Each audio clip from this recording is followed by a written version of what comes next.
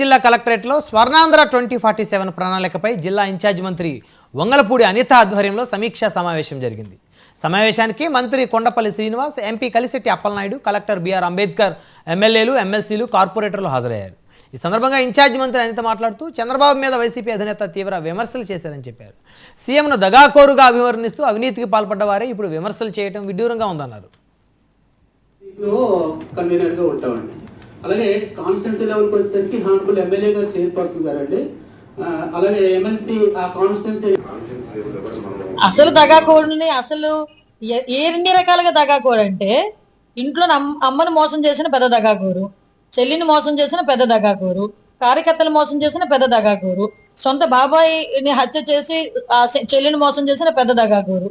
ఇంతకన్నా పెద్ద దగాకోరు ఎక్కడ ఉంటాడండి? 16 నెలలు ప్రజల సొమ్ము తిని 16 నెలలు జైల్లో ఉండి 45,000 కోట్ల రూపాయలు ఆస్తులు ఈడీ జప్తుల్లో ఉండి అంతకన్నా పెద్ద దగాకోరు ఎవరు ఉంటారు?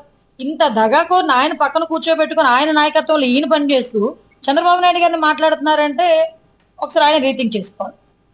మేము ఇస్తున్నామని చెప్పి పదే పదే మా డీజీపీ గారి దగ్గర నుంచి నేను, మా డీజీపీ గారు, మా ఎస్పీ గారు అందరం చెప్తుంటే ఆయన ఇవ్వలేదంటే ఆయన ఏ టైప్ ఆఫ్ సెక్యూరిటీ కోరుకుంటున్నాడో నాకైతే అర్థం కావట్లా. జెడ్+ సెక్యూరిటీ అదే ఎందుకు ఇస్తున్నామో కూడా మళ్ళీ చెప్తున్నాం. కేవలం అతని ప్రతిపక్ష పార్టీ నాయకుడి కింద మేము ఇవ్వట్లే, ఆయనకి ప్రతిపక్ష హోదా లేదు, కేవలం ఎక్స్ సీఎం కాబట్టి మేము అది ఇస్తున్నాం.